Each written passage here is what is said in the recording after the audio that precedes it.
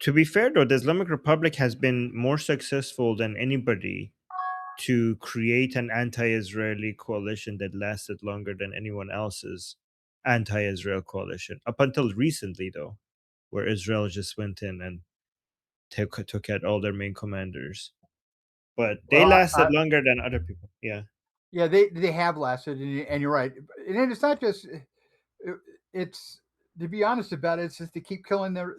Like I said, it's the infighting probably does most of the Arab world in the most often because Right.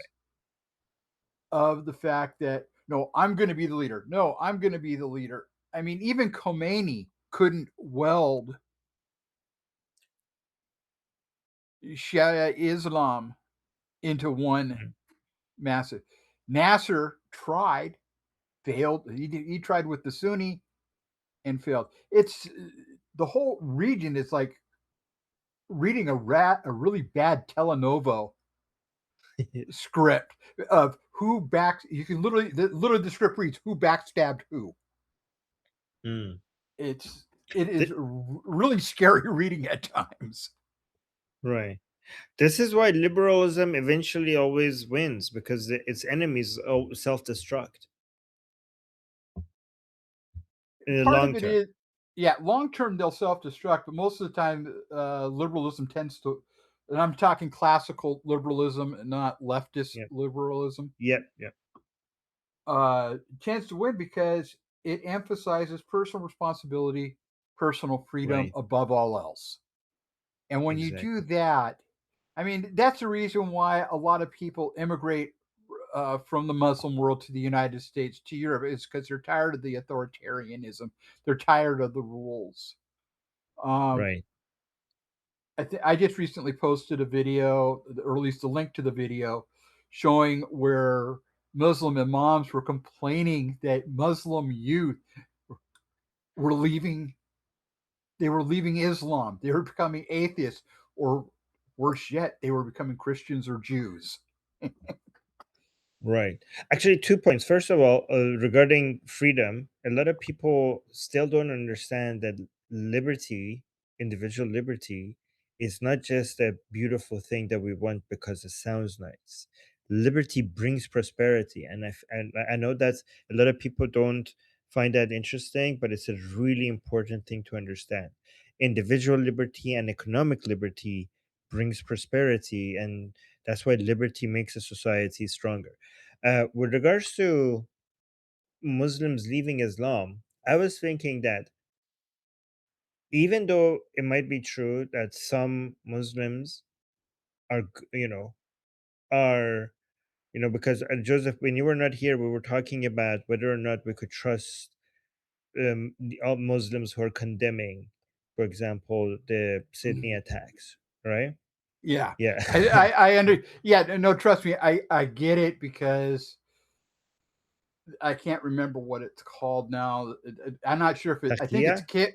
I know not Taqiyya. I was thinking Kitman, which is dissimulation, which is Oh, basically it's the outward saying, "Oh no, this is bad," but privately with reservation. They're saying it with reservation. I think I'd have to look it up because it right. was oddly enough. I'm actually familiar with the concept from the Christian world. As odd as that's going to sound.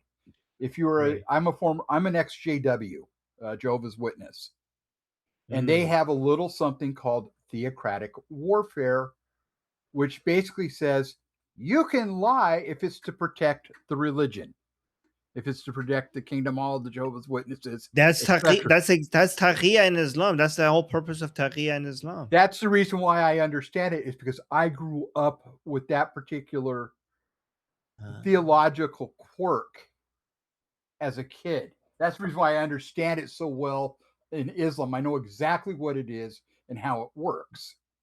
Um, and that's the reason why I know that what I'm hearing from about these people condemning the attack in Australia or what happened to San Bernardino, Orlando, etc., is they can say that and not be in trouble with full Quranic authority. Um, mm, yeah. So here's the thing: I think that most Muslims do not follow strict Islamic rules. The reason why, I basically I copied this from Harry Stolton because he had a video about this, and I watched that, right?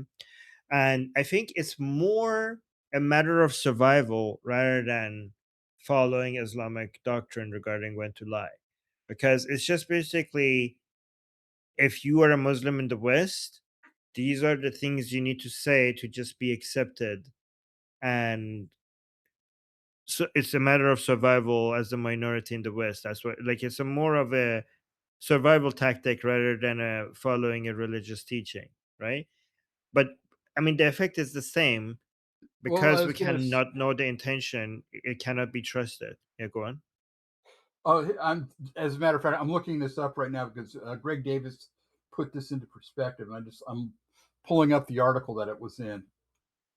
Mm. Uh, To- And okay, so while you bring that up, by the way, Go guys, ahead. anybody else want to speak? Yeah, anybody else wants to speak? Dr. Ajers, everybody, just open your mic. But one thing else I was going to suggest is that if they are, because given that we don't know who's being genuine and who's doing this just to be able to fit in and survive, a survival mechanism, then it makes sense, because a lot of people are talking about what's fair to them, what's not fair to them, what's a hasty generalization, what is not. But I think we should also look at it through a lens of survival, right? So is it true that some Muslims are genuinely saying this and they genuinely mean it? Sure. Yes. However, we, as a matter of survival, cannot trust it unless they're ex-Muslim. Like, unless, like, we also, if they're doing things that for their survival, we have to have our principles for our survival. And I think that unless you come out and announce publicly that you have left Islam, then this might be unfair to you, but I will always be extra skeptical because I have no idea why you're doing what you're doing. But cat lady, go on. Yeah, I think exactly. I think it's we cannot allow, we don't have the privilege of being super welcoming, super considerate, super nice to whomever decides when he decides. If he changes his mind, I cannot risk myself. I have my like so-called tribe, and whatever, I'll stick to it, even though from inside the tribe can be dangerous, but less so, like statistically. So you decide on your own time, dear Muslim, what you want to do or don't want to do. And I cannot care less by this point. It will be so stupid of me. Like, what? Do I have extra life to give? Like, what? Well, the risk is too high, just too Right. high. Yeah. Sorry. Yeah. Oh, And I, if I, it means that, go ahead, cat lady. yeah, if it means that Yeah. from time to time there will be some really good, genuine person who really means well, and I will sadly miss him, that's the price. What can we do? You know? Mhm. All right. And Dr. just wanted to say something as well, but then let's go for and then go to Joseph. Yeah, I think I'm kind of agreeing with everybody. Um, I think what I've been noticing, first of all, I do believe that there are actual people within that community that are totally repelled against this. This is not what they are. This is not what they believe in. Mm. I think one of the problems is that the majority is always very silent. I do feel though, however, I feel that the Australian attack was I guess look, I feel like it really truly impacted a lot of people. I don't know specifically why this particular attack out of 4 million other attacks really amplified everything. Maybe it just got everybody to realize like this is like a literal problem right now. But you had countries like people in the UAE, for instance, that would right away actually started speaking fully against it. I was listening to them. I felt like it was totally genuine words.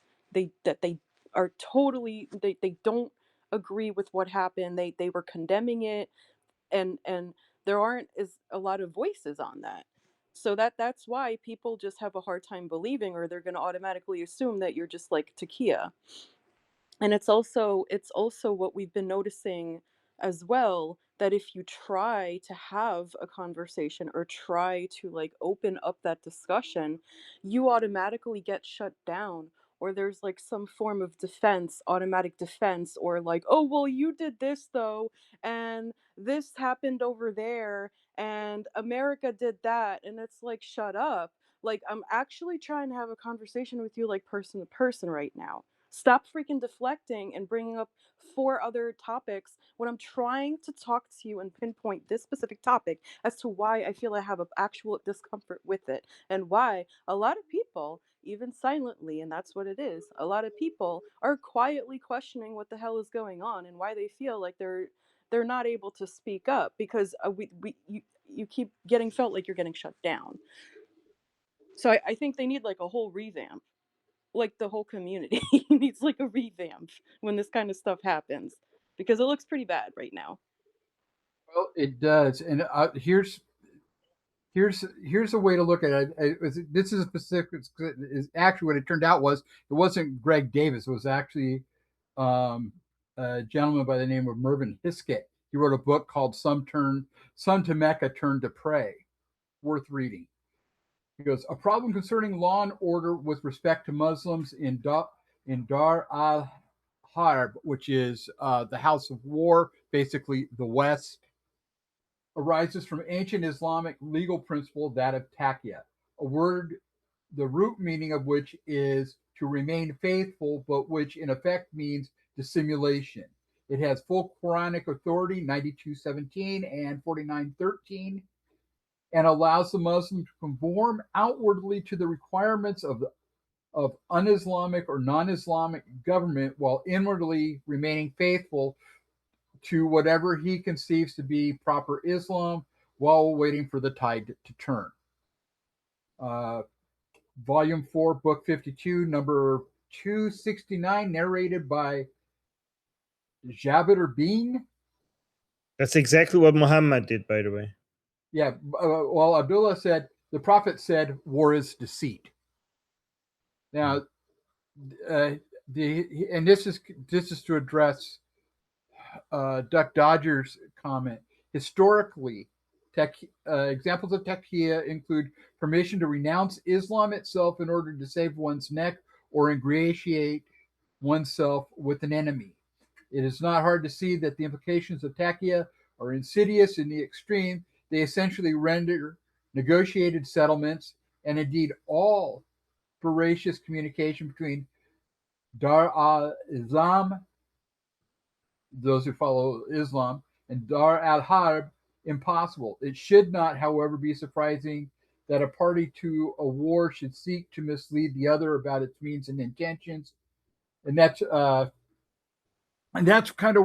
reason why, as a businessman, when I was in the spice and tea trade, I did almost literally anything from the Middle East.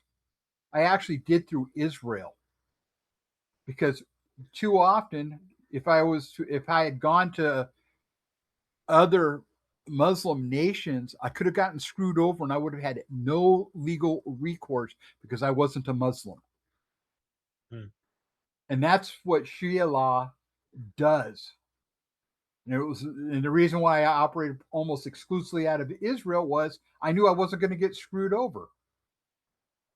I maybe paid a little bit more, but if I paid a premium price for a particular spice, I got premium product. I wasn't paying premium pricing for subpar product. Right. So, when I enter into any agreements with somebody that I know is Muslim, that's in the back of my mind. Maybe they are going to deal honestly with me, but because of the religion itself, I can't expect them to deal honestly with me. Because in the back it says, yeah, he's not going to face any final judgment for screwing me over. which is not something you can say about Judaism or Christianity. You it's, for lack of a better term, it's a moral and ethical absolute for us. Yeah, I think it's more about the legal system that exists that backs up the trade, like the transactions that you do. Is I think it's more about the fact that Israel is a big part of the Western liberal order, and that's why these countries have the rule of law, and a rule of law that you could actually rely on. And that's not what you see in Islamic countries. I mean, that might be my atheist bias, because I think that it's less to do with Christian or Jewish values and more to do with the fact that these countries are major parts of the Western liberal order, and usually these countries have better legal system.